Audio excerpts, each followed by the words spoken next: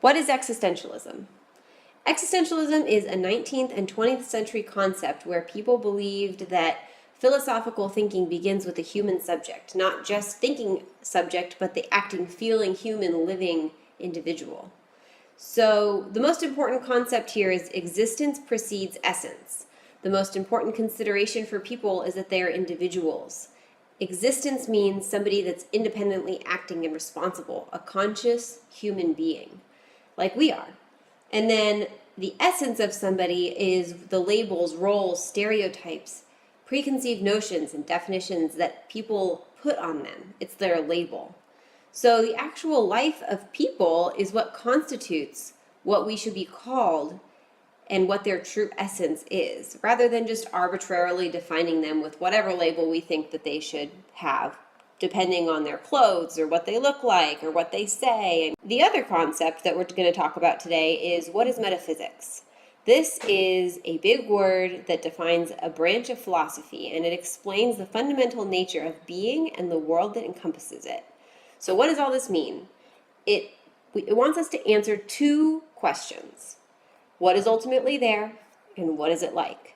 So we're going to dive into this reading from the Velveteen Rabbit, which is a children's book, and we're going to talk about what does it mean to be real in physical flesh, and how do you know that something's real? How do you know that something's there when you can't actually see it, touch it, feel it, smell it?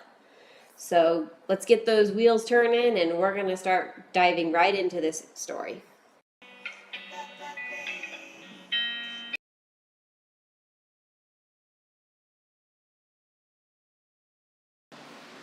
"What is real?" asked the rabbit one day when they were lying side by side near the nursery fender, before Nana came to tidy the room. "Does it mean having things that buzz inside you and a stick-out handle?" "Real isn't how you're made," said the skin horse. "It's a thing that happens to you. When a child loves you for a long, long time, not just to play with, but really loves you, then you become real." "Does it hurt?" asked the rabbit. "Sometimes," said the skin horse, for he was always truthful. "When you are real, you don't mind being hurt." "Does it happen all at once, like being wound up?" he asked, "or bit by bit?" "It doesn't happen all at once," said the skin horse. "You become.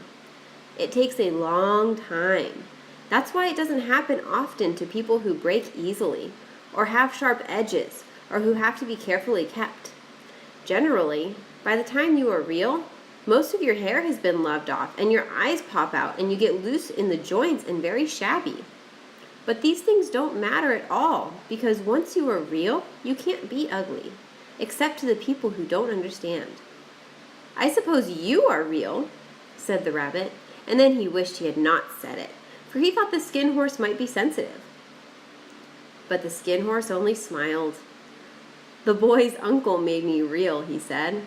"That was a great many years ago. But once you are real, you can't become unreal again.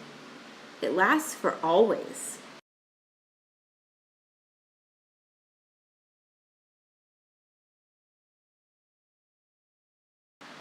Just to give you a head start, I want you to think about underline and circle some of the areas that I mentioned that something is real.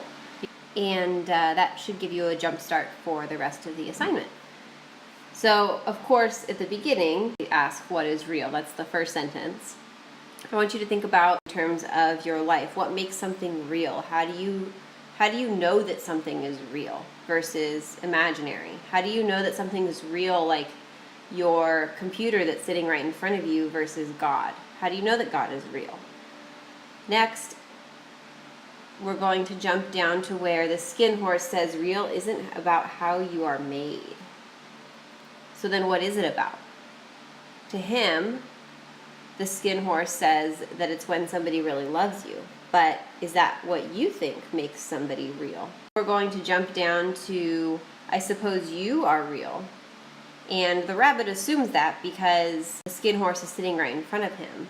But do you have to be able to touch something in order to know that it's real? Or can you believe that something is real without ever actually seeing it? Is seeing believing? So those are just a few things that I want you to think about as you continue through this exercise.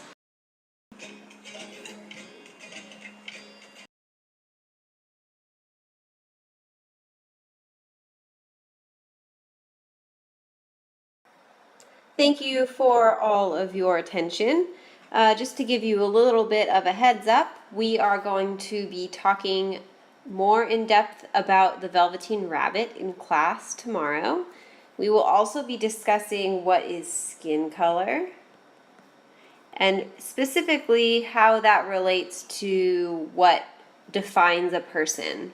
And then how does beauty get defined in our society, and how does that differ from how you define beauty?